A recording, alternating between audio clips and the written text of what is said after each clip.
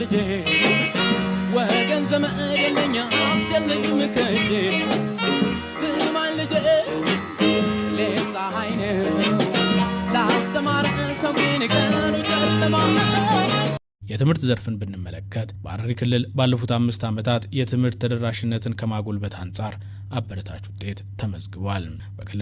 በክልሉ ሁለንተናዊ ብልጽግናን ለማድረግ እየተከናወኑ ከሚገኙ ተግባራት መካከል የትምህርት ጥራትና ተደራሽነት አንዱ ነው።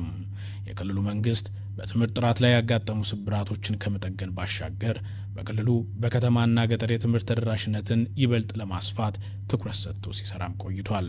በዚህም በሁሉም የከተማና የገጠር ወረዳዎች ደረጃቸውን የጠበቁ ከቅድመ መደበኛ ጀምሮ የአንደኛና ሁለተኛ ደረጃ ትምህርት ቤቶችን መገንባት ተችሏል። አዲስ ከተገነቡ ትምህርት ቤቶች በተጨማሪ በርካታ የማስፋፋያ ፕሮጀክቶች የተደረገ ሲሆን በተለይ በገጠር ወረዳዎች የተገነቡት ትምህርት ቤቶች ደረጃቸውን የጠበቁ የመማሪያ ክፍሎች፣ ቤተ መጻሕፍትና የአስተዳደር ህንጻ የተሟላላቸው እንዲሆኑ ተደርጓል።